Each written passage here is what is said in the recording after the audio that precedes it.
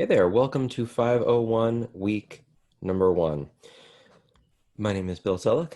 I'll be your instructor for this course. Let's look at week one, shall we? Yes, we shall. So this week is definitely kind of getting your feet wet, making sure you have the right books, that you're getting started on the books, and a few resources, particularly connected with the library. As you can see, I have a beautiful background behind me. I'm actually hiding in my bedroom, but this is Hillbrook School. I'm Director of Technology at Hillbrook. This is what we look like. I'm using a Zoom background because I don't want to wear a mask while I record, and that's what I have to do at school. So I will be hiding upstairs away from my three amazing and loud children. So you'll see the background, the virtual background. Maybe we'll play with that. We'll make that like a thing.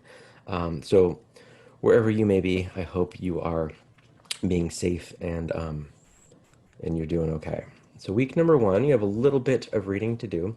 We have our Sir Ken Robinson book. You have the intro in chapter one. That's the bulk of things. And then the Brumbaugh book.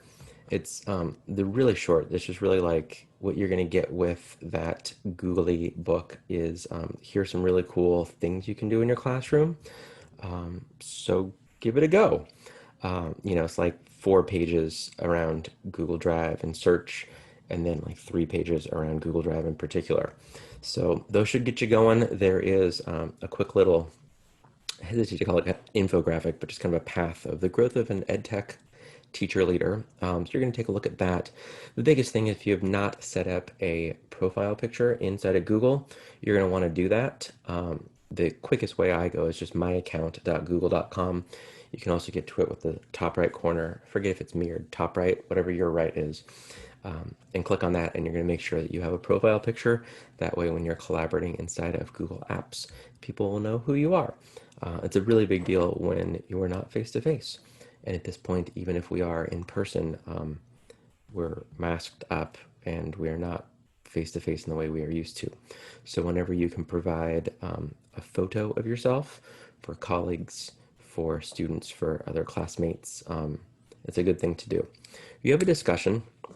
As a reminder, for all threaded discussions, Thursday before midnight, you're going to post your initial reply, and then Sunday before midnight, you're going to have 2 thoughtful replies. If you're on the far left, if you want to open up like another tab and look at course items and then discussion board, that's underneath the weeks. It will give you all the discussion boards for the entire course. And the very first thing above week one, which is where we are, is discussion board criteria and grading rubric. So please review that document. That is how you get graded. Those are the expectations for what an initial post and replies look like, as well as timing on that. So week number one is going to be pretty straightforward. It's a fairly generic prompt, like what's your professional background, what's your current position, what are your goals with getting a master's in ed tech, what do you hope to gain, what are some challenges. If you can post a photo, that makes a really big difference, so I strongly encourage you to do that. It's on the rubrics, you're not going to lose points, but it's a big deal when we are remote, and we're asynchronous right now and remote. So if you could do that, that would be helpful, if nothing else for me, but definitely for your classmates. And then I would also imagine we're going to be talking a lot about teaching in the era of a global pandemic. It's really scary and it's really hard. So if you're remote teaching, or whatever your role may be, if you're a remote person, that's really hard. If you're in person, that's also really hard. So hang in there and feel free to use this discussion board to have some of those discussions about struggles, about strategies, those types of things. If we go back to week number one, there's going to be most weeks there will be a video from some ed tech leaders in our space. The first video you get is from Ben Cogswell. I recorded most of these during the first Q Bold symposium.